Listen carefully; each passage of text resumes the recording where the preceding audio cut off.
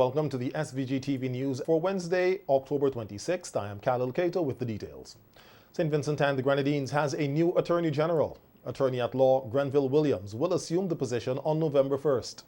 This was announced in Parliament yesterday by Prime Minister Dr. Ralph Gonsalves. On October the 12th, 2022, Her Excellency the Governor General Dame Susan Duggan wrote to Mr. Grenville T. Williams the following letter.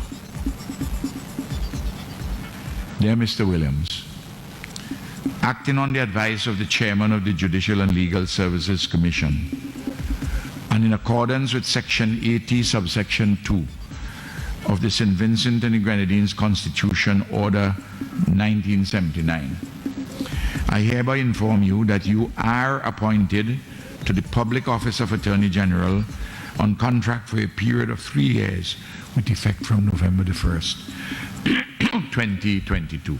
Prime Minister Gonsalves thanked outgoing Attorney General John D. Martin for his 5 years of service to the government and people of St. Vincent and the Grenadines in the capacity, noting that he has been an excellent AG. He is stuffed with integrity. He loves the law. He loves this country. He's a patriot. And he has been a tower of strength to me, advising me on matters of the law and of the administration of justice. You know, I am the Minister of Legal Affairs, but in most respects, I hold the ministerial portfolio, but the person who exercises the authority and who provides the advice for the Minister of Legal Affairs to put his signature here or there is the Honorable Attorney General. And I want to say that in that way he has also done an exemplary job. John D. Martin go down in history as having made a sterling, indeed an extraordinary contribution to the development of the law in this country and to good governance. And the people of this country are grateful for. Opposition leader Dr. Godwin Friday also thanked Martin for his service. I've known him for a very long time when he was in private practice and elsewhere. Not as well as the Prime Minister, obviously. But in my interactions with him, he has always been cordial and respectful towards me. And I hope and trust I've been likewise to him. And I wish him all the best. The family is the most important relationship that we have here on earth. And I wish him all the best. I wish his family well. And that comes, Madam Speaker, as a sincere measure of appreciation for him as a person and as a professional. And I wish him well. Meanwhile, a bill for an act to provide for the regulation of an electronic communications network and service was passed in Parliament yesterday. The bill was tabled by Minister of Finance and Information Camilo Gonsalves, who thanked all those who participated in the consultation, noting that the bill had a long gestation period. According to Minister Gonsalves, the Electronic Communications Bill 2022 is essentially replacing the Telecommunications Act of 2000, noting that a lot has changed over the last 22 years in terms of the state of communications and telecommunications in St. Vincent and the Grenadines. He said the 2000 Telecommunications Act was not structured to foresee all of the changes and challenges that are being faced today, and that even as far back as 2009, the Eastern Caribbean Telecommunications Authority, ECTEL, recognized that there was a need for a new act in member states, which include Dominica, St. Lucia, Grenada, St. Kitts Nevis, and St. Vincent and the Grenadines. Minister Gonsalves told Parliament that after a lot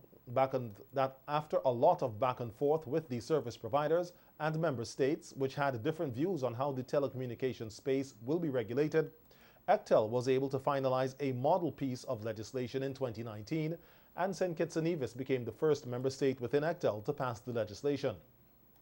On Tuesday, October 26th, SVG became the second to do so with the passing of the bill in Parliament.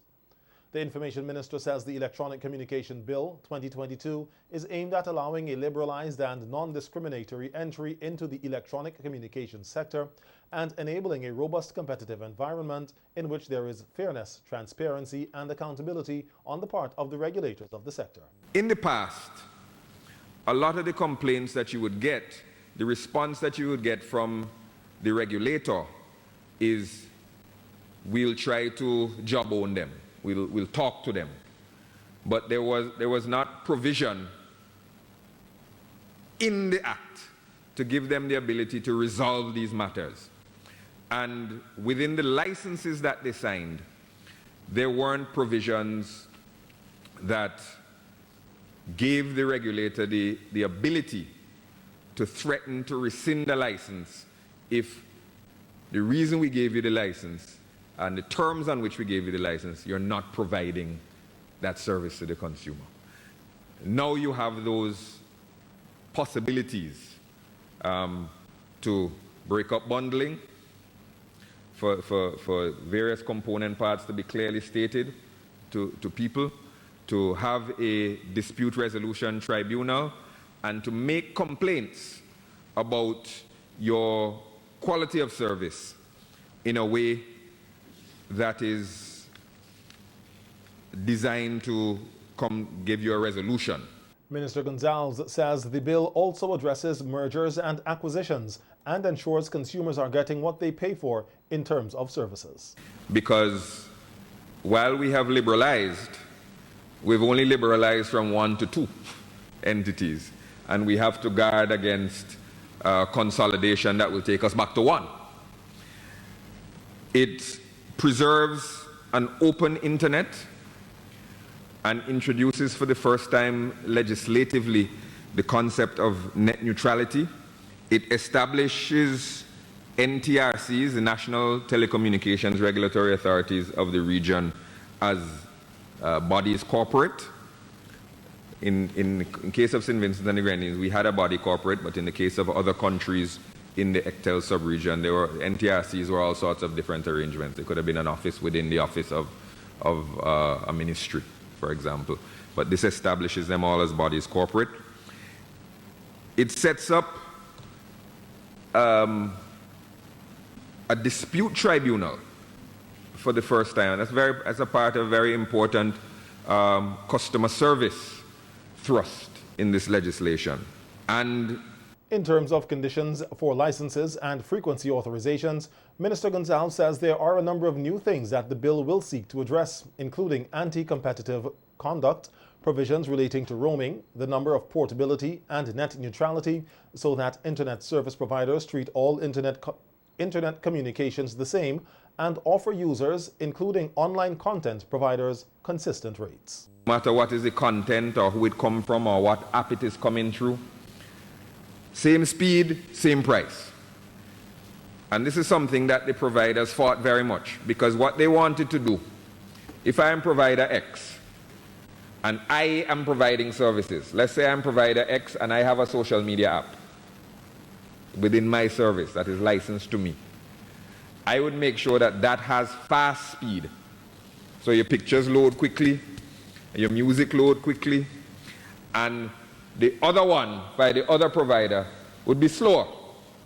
Or I would make mine free, but charge another rate for that one. Or if I have my Netflix, so I am a provider, I am providing Senator Morgan television. I'm providing her broadband, sorry. And she downloads her Netflix app. And she watching a whole set of movies. She paying Netflix the money. But I feel she ain't giving me nothing. I mean, other than my monthly fee. That I could slow down Netflix and offer her movies through my company X provider. Or slow down or shut off your WhatsApp between certain hours or what have you. Net neutrality takes away the ability of the provider to play those sorts of games with content. All content, irrespective of application, irrespective of content, irrespective of provider, must be provided the same access to. In his contribution to the debate on the Electronic Communications Bill 2022, Opposition MP for South Leeward Nigel Stevenson says given that the bill is not unique to St. Vincent and the Grenadines and is not contentious, they on the opposition bench do not have a problem with it. He, however, notes that with the influx of technological devices, there is a need for regulations for users and service providers. Now in St. Vincent and the Grenadines, Madam Speaker, we only have 2 providers. And there are certain dangers with respect to duopolies operating in any circumstance. There are times when it provides some advantages, but generally speaking, there are more disadvantages of having a duopoly existing in your country. And the fact that we have Flow and Digicel, that is a classic example of a duopoly. And one of the things that we have to mind or safeguard ourselves from, because we've heard from the Minister of Information that with these regulations, we want to ensure that there's no market dominance or limit that kind of thing, right? So essentially, Madam Speaker, one of the things that we have to safeguard ourselves or keep a very close eye, and also with the NTRC as a watchdog here, is the fact that there is a potential for there to be price collusion when you have established in a country a duopoly. And I am standing here essentially not so much on behalf of any business, because they have their headquarters. They know precisely where they can go when they will run into a financial problem. But our consumers here, that the mercies of those companies, they are the ones that we must stand up for and ensure that they're given a good deal for monies that they're spending, because money we know today is very, very scarce. The Proceeds of Crime Amendment Bill was also passed in Parliament yesterday by Minister of Finance Camilo Gonzalez, who says that the amendments are related to changes suggested by the Financial Action Task Force. The St. Vincent and the Grenadines Teachers Union congratulates the government and people of St. Vincent and the Grenadines on the attainment of the country's 43 years of independence, which will be observed tomorrow. In a message to mark the occasion, President of the Union Oswald Robinson says such a milestone shows that the country is a maturing nation and is capable of making decisions and taking actions that will ensure the success and prosperity of its people. Robinson used the opportunity to highlight the challenges facing the nation's teachers, particularly going through the pandemic, noting that throughout the 63 years as a registered trade union, they have never seen such a loss of teachers. As a nation, we have achieved a great deal. The journey was not always an easy one, but persevered and can stand proudly as Vincentians. The St. Vincent and Grenadines Teachers Union stands as a beacon of strength and determination as we confront the many challenges that face our members. We continue to provide representation for our members as we face the impact of the COVID-19 pandemic and the vaccination mandate. Throughout our 63 years as a registered trade union, we have not seen teachers dismissed as we have seen under the vaccine mandate. 212 teachers, most of whom are members. This we are pursuing vigorously in the courts of law. Robinson says they are again imploring the authorities to right the dreadful wrong against teachers in regard to the COVID-19 vaccination mandate, noting that it is a stain on SVG. The National Executive, under the leadership of President Oswald Robinson, implore the authorities to right this dreadful wrong that is a stain on our blessed land. Recently, the St. Vincent and Grenadines Teachers Union was able to negotiate a 7% salary increase for our members, along with other benefits. We continue to demand a safe and healthy working environment which is conducive to teaching and learning. Our teachers have shown that they are committed to the task and have worked under some of the harshest conditions as seen during and after the eruption of the La Soufrière volcano in 2021. Many of them are still awaiting promised remuneration for work done in the shelters. The National Executive ensured that highest priority was given to the appointment of teachers, and from consultations with Ministry of Education, many of these teachers were assigned to their correct grades, with many still awaiting this courtesy. As a nation, we must continue to develop our human resources. Therefore, our teachers must have access to proper training, and adequate resources must be provided in order for our nation to grow.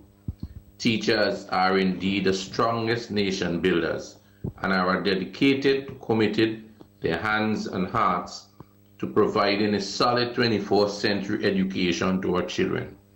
God bless our teachers. God bless all Vincentians.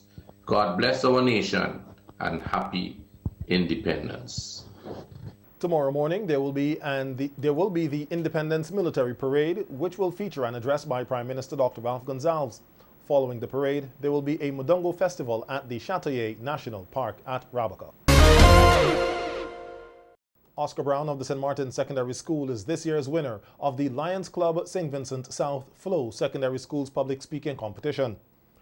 Second place was a tie between Condoleezza Brown of the Georgetown Secondary School and Faith English of the Girls High School. In the finals last evening, the representative of the St. Martin Secondary received the most points for the main topic and student-prepared speech, while the Georgetown Secondary representative copped the prize for the best impromptu speech. The finalists debated the main topic. Governance systems around the world were challenged in response to the COVID-19 pandemic. Many governments bungled the economic, health, and civil liberties response. Here's a snippet of the top performers from the three judged categories. Around the world were challenged in response to the COVID-19 pandemic. Many governments bungled the economic, health, and civil liberties response. Mr. Chairman, data from the World Health Organization showed that the Spanish flu in 1918 claimed the lives of over 40 million persons. Also, HIV/AIDS, which emerged in 1981, has seen an estimated 35 million persons succumb to it. And the largest of them all, the bubonic plague in 1347, wiped out 200 million people, over 40% of Europe's population. It is clear for all to see that a pandemic is not a joke. Insofar as people continue to spread across the world, then infectious diseases would remain our constant companions. However, what is also constant are the emerging technologies which allow us to improve our healthcare systems and to understand the factors that incubate pandemics, thus better preparing us to respond to their outbreaks and the resulting high death rates. In our small island state, St. Vincent and the Grenadines, land of the blessed, we recorded our first reported COVID-19 case on March 7th, 2020. Somebody coach so? Crazy neither them the blood. Ha and get so? These phrases are sadly interwoven into a Vincentian vernacular without spending time assessing their impact on real human beings, especially our youth. Tonight, scores of families will go to bed with teenagers undergoing extreme psychosis, undiagnosed but passed off as either cryptic spiritual warfare or, as we say in common parlance, a ruinous getiso.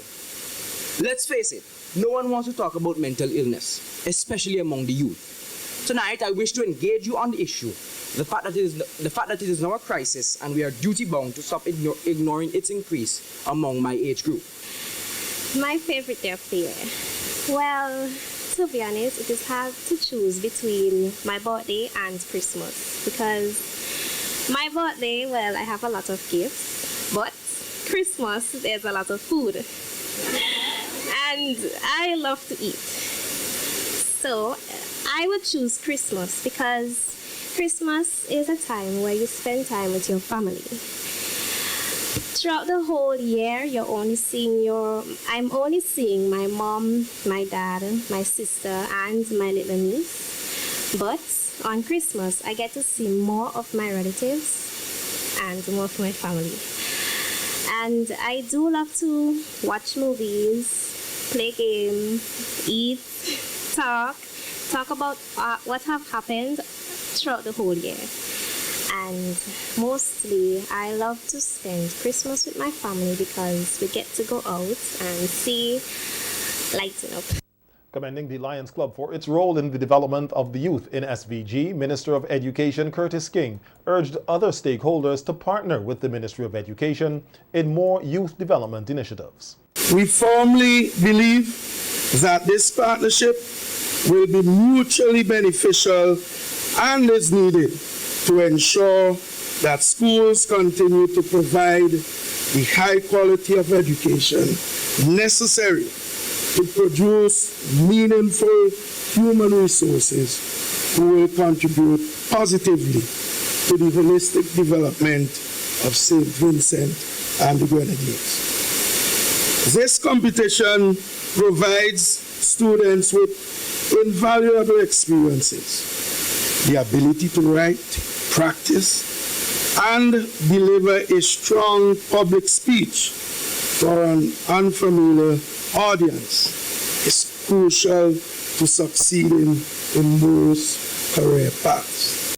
Minister of Tourism Carlos James, that should be Minister of Tourism and Culture Carlos James, also addressed the gathering, noting that there was a maturity in all the presentations and applauded the teachers for ensuring that the students were well prepared. The Honourable Parliamentary Representative Fitzbramble, looking at Oscar's presentation, and I said, perhaps if we had had Oscar a few months ago, we might not have had such a robust debate on the COVID-19 measures in the Parliament.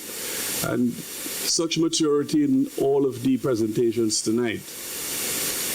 And I really applaud the teachers who have been behind them, because I know without the preparation and the work, the preparatory work that go into having these wonderful students here tonight, your hard work, they have not gone unnoticed. There were 6 finalists in the public speaking competition. The other participants were Darissa James of the Union Island Secondary School, Elrose Millington of the Thomas Saunders Secondary, and Andre Bowman of the Mountain View Adventist Academy. As SVG continues to observe Breast Cancer Awareness Month, members of the support group Scorch SVG at the Pink Cap rally last Friday at Heritage Square shared words of encouragement to persons living with breast cancer. Hey fighter, we know it hurts and it is tiring, but stay strong. It might be stormy now, but it can't rain forever. There's always a rainbow after the rain, and the joy after the pain. Be strong and of good courage. To all cancer patients, nothing is impossible. With prayers, love, and courage, you will win this battle over cancer. Never give up. You will never walk alone. Do not give up. The beginning is always the hardest. You can do it. You can defeat it. Thank you. Staff nurse Renisha Lorraine, who was representing the oncology department at the Modern Medical Diagnostic Center in Georgetown, told the gathering that while breast cancer recovery is likely to be different for every person, with help and support, patients can and will feel more comfortable following the diagnosis and treatment plan. She also outlined 4 steps these patients need to follow. 1. Ensure to eat plenty fruits and vegetables. Consume a source of lean protein with each meal. Avoid processed foods, processed meats, and sugary foods and beverages. Avoid foods that are high in fat, and above all, remember to love and believe in yourself. Remember, your health is your wealth, okay? And it is your individual responsibility. Noting that breast cancer is the leading cancer worldwide, accounting for approximately 685,000 deaths in 2020, a representative from Seroptimist International says given the magnitude of the statistic, early detection is very important for successful treatment, as it can be the difference between life and death. Breast cancer does not respect if you are black, white, Asian. It doesn't look to see if you are rich or poor, and in rare conditions, it affects the younger adults. I'm here this afternoon to encourage each other to practice good breast health and to remind you to learn the signs and symptoms and practice regular and proper breast examination.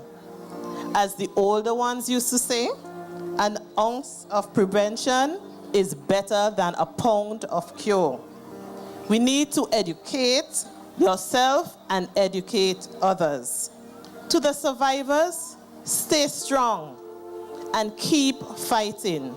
To the family members and siblings of survivors, continue being their support. They really need you. Keep on fighting and never give up.